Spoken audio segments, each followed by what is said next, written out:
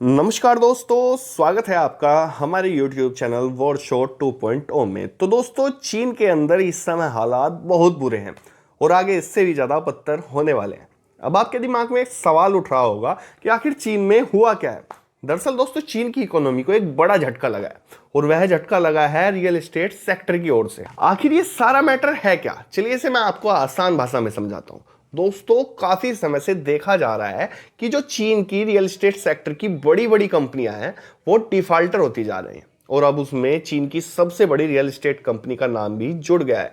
ये जो कंपनी है, इस कंपनी का नाम है कंट्री गार्डन। आपको बता दूं दोस्तों, ये कंपनी इतनी बड़ी है कि अपने देश के साथ साथ विदेश में भी अपने प्रोजेक्ट चलाती रहती है। कुछ चीन की बात करें तो इस कंपनी ने 1400 से ज्यादा कस्बों को शहर में बदल दिया है और फिलहाल भी चीन के अंदर इसके 3000 से ज्यादा प्रोजेक्ट रनिंग में है, जो कि अब अधर में लटकते दिख रहे हैं। आपको बता दूं, ये कंपनी चीन की सबसे बड़ी रियल एस्टेट कंपनी मानी जाती है और इसने अब इंटरनेशनल बॉन्ड के पेमेंट में डिफॉल्ट किया है। इससे पहले भी काफी सारी रियल एस्टेट कंपनियां चीन में डिफॉल्टर हो चुकी हैं। अब आप सोच रहे होंगे कि इस रियल एस्टेट कंपनी का चीन की अर्थव्यवस्था से क्या ताल्लुक है। तो आपको बता दूं, चीन का रियल एस्टेट सेक्टर चीन की जीडीपी का 30% हिस्सा माना जाता है। अब आप खुद ही सोचिए, जिस देश की जीडीपी का 30% डूब जाए तो उस देश के हालात बिगड़ने में कितना समय लगेगा। इस रियल एस्टेट सेक्टर के डूबने से काफी सारे सेक्टर में इसका बहुत ज्यादा असर पड़ने वाला है। और बात सिर्फ इस कंपनी के डिफॉल्ट होने की नहीं है, बल्कि इससे देश में 3 लाख से ज्यादा नौकरियों पर इसका असर पड़ने वाला है। दोस्तों, चीन की सबसे बड़ी real estate company country garden ने होटल, पार्किंग लैट्स और रिटेल स्टोर जैसे कमर्शियल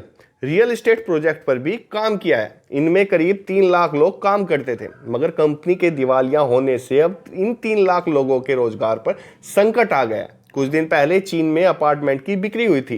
पिछले साल की तुलना में इस साल इसमें 81% की गिरावट आई है। मतलब आप समझ सकते हैं, वहां के लोगों को अपने रियल एस्टेट सेक्टर पर कतई भरोसा नहीं रहा। खुद इस कंपनी कंट्री गार्डन की ही बात करें तो 2023 के पहले क्वार्टर में ही कंपनी को $7 अरब का रिकॉर्ड घाटा हुआ है। बताता चलूं, कोरोना महामारी के बाद साल 2021 में चीन की एक और बड़ी कंपनी एवरग्रेड ने भी डिफॉल्ट किया था। पिछले 2 साल में इस कंपनी को $81 अरब का नुकसान हुआ है। दोस्तों, अब बात कर लेते हैं सारी उठापटक का क्या असर पड़ने वाला है। दरअसल कंट्री गार्डन से पहले एवरग्रेड के डिफॉल्ट होने के बाद से ही चीन का रियल एस्टेट सेक्टर बुरी तरह से हिल गया था। अब देश की सबसे बड़ी रियल एस्टेट कंपनी के डिफॉल्ट होने के बाद इसकी हालत और बेकार हो गई है। दरअसल दोस्तों, चीन दुनिया की दूसरी सबसे बड़ी इकोनॉमी है और इसमें रियल एस्टेट की हिस्सेदारी काफी ज्यादा है। ऐसे में कंपनियों के लगातार डूबने से चीन की अर्थव्यवस्था पर संकट मंडराने लगे हैं।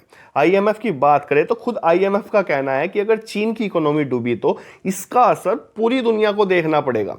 यहां तक कि इंडिया में भी सामानों के रेट में बढ़ोतरी देखने को मिलेगी। दोस्तों, आगे अगर इस मैटर में कोई अपडेट मिलती है तो मैं वीडियो जरूर बनाऊंगा। तो फिलहाल के लिए इस वीडियो में इतना ही। अपनी राय कमेंट में जरूर दें। चैनल को सब्सक्राइब करने के साथ साथ बेल आइकन जरूर दबा दें। Thank you very much for watching this video.